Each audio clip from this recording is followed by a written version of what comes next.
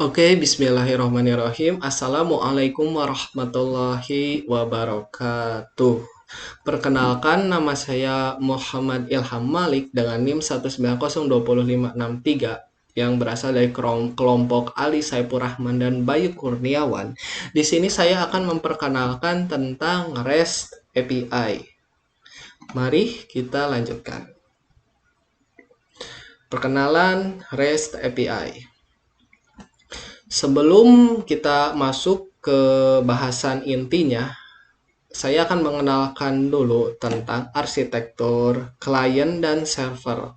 Arsitektur klien dan server ini sudah diikuti hampir seluruh, kalau tidak kebanyakan dari semua aplikasi yang ada atau yang biasa kita temui. Nah, aplikasi itu biasanya disebut sebagai klien atau yang bekerja sebagai front end-nya atau bisa disebut sebagai front end. Lalu di balik layar dari aplikasi tersebut ada server atau back end-nya. Nah, mereka ini dapat berkomunikasi melalui HTTP protocols.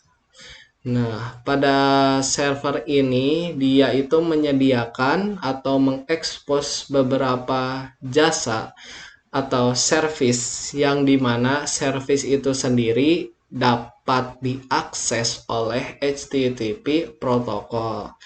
Nah, selanjutnya itu untuk klien ini dapat mengakses secara langsung service-service yang disediakan oleh server tersebut melalui HTTP request.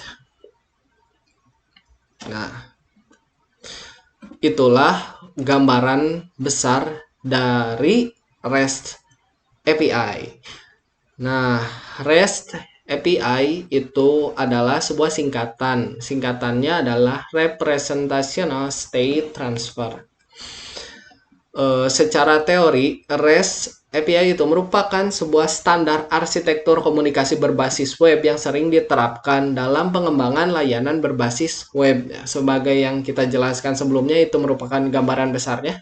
Lalu umumnya itu menggunakan HTTP atau Hypertext Transfer Protocol sebagai protokol untuk komunikasi data. Nah, REST ini pertama kali diperkenalkan oleh Roy Fielding pada tahun 2000 yang dia jadikan sebagai kalau tidak salah itu tesis dalam disertasinya.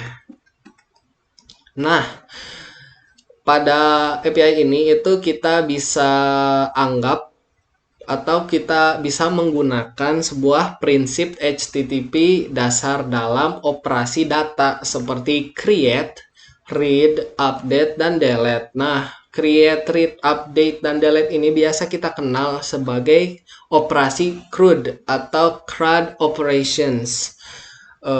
Selanjutnya, nah, pada contoh nyata atau aplikasi nyata dari REST API ini, nah, kita misalkan dulu ya, kita memiliki sebuah perusahaan yang bernama Chehiji. Nah, perusahaan itu memiliki sebuah aplikasi yang dimana tujuan aplikasi tersebut itu untuk mengatur list dari sebuah pelanggannya.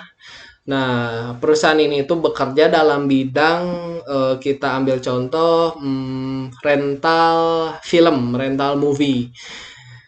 Selanjutnya itu dapat kita gambarkan seperti ini. Jika REST itu merupakan sebuah dasar pengembangan dari sebuah web, basically REST itu adalah sebuah dasar pengembangan web. Itu dapat kita tuliskan endpointnya menjadi seperti ini: http://chehiji.com/api/customers.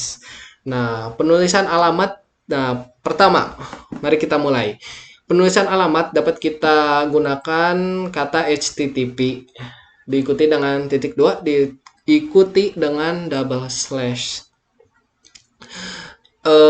Kita dapat menggunakan HTTP atau HTTPS itu bergantung dengan kebutuhan kita sendiri. Jika kita membutuhkan sebuah pertukaran data yang memerlukan channel khusus atau channel yang terjaga itu biasanya kita akan menggunakan HTTPS. Nah, lalu di sebelah kanan dari address itu dapat kita lihat ada nama dari domain, dari bisa mengikuti nama perusahaan atau webnya itu jika mengikuti domainnya sendiri. Lalu setelah domain itu ada yang bernama API. Nah, sebenarnya hal ini itu bukan merupakan kewajiban atau dasar penulisan ini bukan merupakan kewajiban yang harus diikuti. Namun, kebanyakan perusahaan itu banyak ya seperti terkenal lah atau menjadi tren seperti cara penulisan ini. API sendiri itu digunakan untuk memperlihatkan API mereka. Nah, penulisan API ini bisa setelah domain seperti ini, seperti kata kuning ini API, atau juga bisa menjadi subdomain dari Chehiji, misalnya api.chehiji.com. Selanjutnya itu ada /customers. Nah, /customer inilah yang biasa kita sebut pada contoh nyatanya itu sebuah resource yang dimana itu akan dilakukan berbagai macam operasi seperti menyimpan data atau menambahkan data. Nah, penyimpanan data atau penambahan data pada REST API ini itu disebut sebagai verb atau kita sebut sebagai method. Nah, HTTP request atau method ini memiliki sebuah nama standar tersendiri bagi REST API, seperti ada GET, di mana itu digunakan untuk mengambil data atau menampilkan data, lalu ada ada POST itu untuk menambahkan data, lalu ada PUT digunakan untuk mengupdate data, dan delete tentu saja untuk menghapus data. Lalu di sini selanjutnya saya akan memperlihatkan contoh dari ini, dan ini hanya sebagai contoh saja ya, gambaran bagi kalian untuk selanjutnya. Untuk codingan aslinya itu akan dicontohkan oleh Ali Saipur Rahman.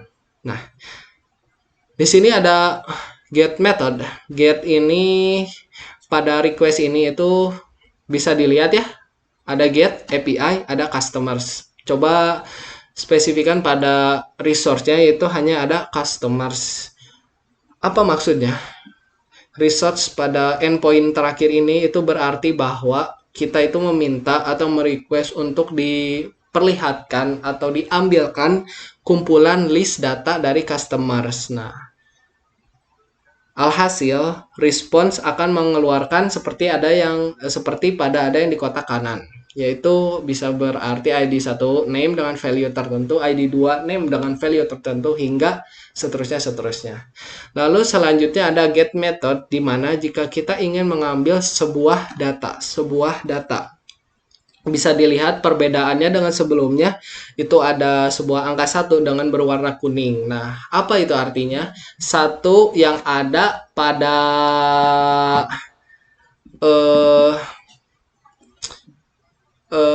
request ini itu berarti ID. Nah, alhasil respon yang akan dikeluarkan itu adalah seperti ini. Dia akan mengeluarkan sebuah data. Selanjutnya itu ada put method atau metode yang digunakan untuk mengupdate sebuah data. Request-nya bisa dilihat ya, di situ ada ID yang sama seperti sebelumnya. Namun harus ditambahkan dari objek customer tersebut, yaitu adalah nama. Nama di sini itu adalah merupakan value yang sudah terupdate atau value terbaru yang akan diupdate pada value yang lama. Alhasil respon akan mengeluarkan dengan ID 1 yang bernama dengan customer yang sudah disebut tadi. Selanjutnya ada delete method. Delete method ini hampir sama dengan get method, hanya saja dia tidak perlu mengeluarkan objek customer, tidak perlu inputan objek customer karena hanya membutuhkan ID-nya saja untuk menghapus. Yang terakhir ada post method. Post method ini digunakan untuk menambahkan data. Post API customers, bisa dilihat ya pada endpoint ini, post method ini tidak memerlukan ID karena Post method ini itu tidak melakukan operasi pada spesifik data, namun mengoperasikan data secara keseluruhan. Itulah mengapa dia tidak memerlukan ID. Namun post method itu memerlukan sebuah objek customers baru yang akan ditambahkan nantinya. Alhasil respon akan mengeluarkan ID 1 atau ID keberapa sesuai dengan data yang sudah ada tentunya, lalu dengan nama yang baru sudah ditambahkan. Nah, itu adalah keseluruhan merupakan REST API, seluruh metode yang ada. Get metode-metode yang tadi itu digunakan untuk pengembangan layanan web service. Nah, di mana penulisannya itu atau operasi-operasinya atau HTTP protokolnya itu merupakan standar yang sudah disediakan atau yang sudah ada seperti get, put, post, dan delete. Oke. Nah, selanjutnya itu ada kelebihannya dari REST API, yaitu lebih sederhana atau simple untuk dikembangkan ketimbang SOAP. Mudah dipelajari, tidak bergantung terhadap tools, ringkas, tidak membutuhkan layer pertukaran pesan messaging tambahan, secara desain dan filosofi lebih dekat dengan web. Kekurangannya yaitu mengasumsi model point-to-point komunikasi tidak dapat digunakan untuk lingkungan komputasi terdistribusi, di mana pesan akan melalui satu atau lebih perantara. Kurangnya dukungan standar untuk keamanan, kebijakan, keandalan pesan, dan lain-lain, sehingga layanan yang mempunyai persyaratan lebih canggih, lebih sulit untuk dikembangkan atau dipecahkan sendiri, berkaitan dengan model transport HTTP. Nah, tadi sebelumnya kita sudah membahas HTTP request. Kebanyakan kita membahas endpoint terhadap HTTP request. Nah, di sini saya akan membahas juga tentang HTTP response atau kita bisa sebut dengan daftar kode status HTTP. Nah, status kode ini dikeluarkan oleh server dalam respon terhadap permintaan klien yang dibuat server. Jadi klien meminta sebuah request, mengirimkan sebuah request. Nah, nanti status kode itu akan dikeluarkan oleh server dalam respon terhadap permintaan klien yang tadi. Nah, permintaan klien ini meliputi kode yang berasal dari IETF request for comments. Ada 5 digit utama yang perlu Anda ketahui. Mari kita lanjutkan. Di sini ada digit pertama itu merupakan informal response, yang berarti request itu diterima, lalu proses akan dilanjutkan. Selanjutnya ada digit kedua yang berarti berhasil. Request diterima, disimpan, dipahami, dan dapat diterima untuk dilakukan proses selanjutnya. Pada digit 3 itu redirection atau further action needed. Redirection itu artinya pengarahan, yang dimana jika keluar pesan status dengan digit 3 itu harus ada aksi yang selanjutnya. Lalu di sini ada digit 4, ini sudah mulai pada aplikasinya client error. Tentu saja artinya client error. Coba ingat kembali tentang arsitektur yang saya jelaskan di menit awal tadi. Berarti kalau client error itu berarti ada kesalahan pada kliennya. Di sini contohnya itu requestnya itu memiliki sintak yang buruk. Lalu selanjutnya ini ada yang digit 5 yang berarti server error. Pada digit 5 ini tentu saja server error berarti server gagal memenuhi request yang valid. Nah, selanjutnya saya akan memberikan beberapa gambaran supaya Anda pasti ingat gambar-gambar di bawah ini. Di sini ada error 401, error 404, error 400, dan lain sebagainya. Bisa barangkali kita akan mengalaminya. Nah, saya akan menjelaskan respon status 200 dan 201. Untuk respon 200 itu artinya dia oke. Oke, di sini itu artinya respon itu standar untuk jika request HTTPS berhasil.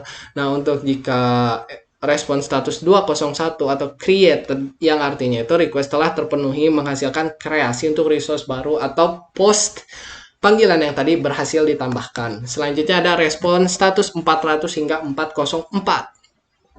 Kita mulai dari respon status 400 yang berarti bad request, yaitu server tidak akan atau tidak bisa memproses request dikarenakan client error. Ingat ya, digit 4 itu artinya client error, berarti ada kesalahan pada kliennya.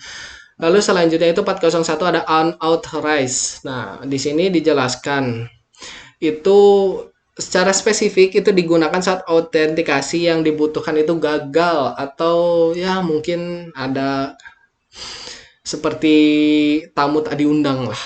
Lalu selanjutnya ada 402 payment required. Nah, payment required ini bergantung pada API-nya, error 402 itu. Seperti kalau pada GNU Talor itu misalnya mikrotransaksinya itu belum berhasil. Nah, pada Google Developers API itu jika call yang dilakukan pada perharinya itu sudah melewati limit. Nah, lalu ada di sini ada SIP-gate. SIP-gate itu digunakan jika transaksi gagal dia itu. Nah, kalau Shopify itu ketika toko misalnya belum membayar pajak, dan pada API Stripe itu jika tidak terjadinya pembayaran.